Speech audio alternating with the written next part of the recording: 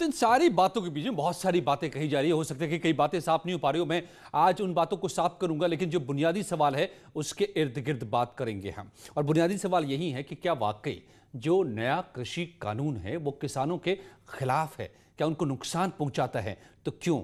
या फिर वो लोग जो आज तक मंडियों पर कब्जा करके रखे, उन लोगों को नुकसान हो रहा है, इसलिए ये किसान आंदोलन सड़क पर है। और सड़क पर आए किसानों के पीछे कौन है? आइए मैं पूछता हूं। जावेद अहमद कांग्रेस के नेता मेरे साथ जुड़े हुए हैं, हीरो वाजपेयी बीजेपी के प्रवक्ता मेरे साथ जुड़े हुए हैं, पुष्पेंद्र चौधरी किसान नेता और विजय सरदाना साहब भी कृषि एक्सपर्ट मेरे साथ जुड़ने जा रहे हैं। सबसे पहले तो जावेद अहमद साहब, सबसे ज्यादा कष्ट में कांग्रेस ही नजर आ रही है इस पूरे किसान बिल को लेकर के। आपको आवाज आ पा रही है मेरी? क्या नहीं, देखिए अजय जी, आपके इस शब्द से हम सहमत नहीं हैं। और ये शब्द जो है ज़बरदस्ती डालने का प्रयास मत करिए। ये भारतीय जनता पार्टी की एडवाइजरी का शब्द है। बहुत स्पष्ट समझ लीजिए, उस पर अत्याचार आसान है क्योंकि वो इस देश का किसान है।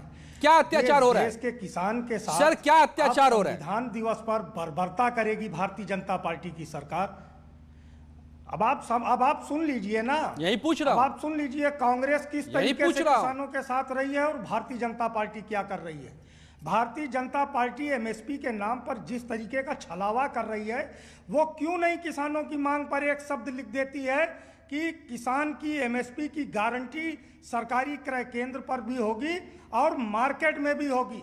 आपको पता है उत्तर प्रदेश में क्या स्थितियां हैं? सरकार अपनी दी हुई एमएसपी पर ही खरीद नहीं कर रही। अरे सर सुनिए, आज 1886 जावेद अहमद साहब सुनिए, एक ही बात बार बार घूम रही है बहुत महीनों से।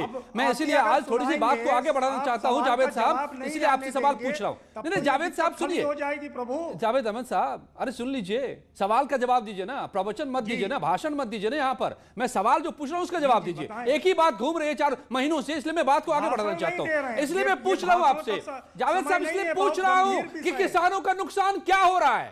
हाँ बताएं। एमएसपी तो पहले से था, तो मंडी में क्यों बेचते थे किसान? और मंडी में क्या कीमत मिलती थी? 800 रुपए प्रति क्विंटल। मैं बता रहा हूं ना, आपको मैं बता रहा हूं, अखबारों में रिपोर्ट छपी है।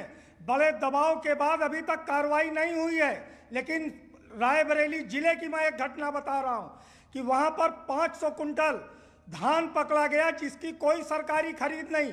वो बिचौलियों के मार्फत सरकारी कर्मचारियों ने उस बछरावा के क्रय केंद्र पर किसानों के धान को लूट लिया।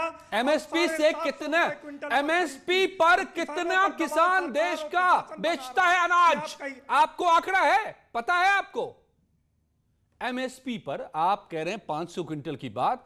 आपको मालूम है कि देश में जितने अनाज का उत्पादन होता है, कितना प्रतिशत एमएसपी पे बेचा जाता है? किसानों पर, किसानों के छोटे छोटे बच्चों पर किस तरीके से हरियाणा की खट्टर सरकार ने। अरे छोड़िए इन उन बातों पर मन चाहिए। आप मुझे ये बता दीजिए साहब, अरे जावेद अहमद साहब, आप मुझे इतना समझा दीजिए ना।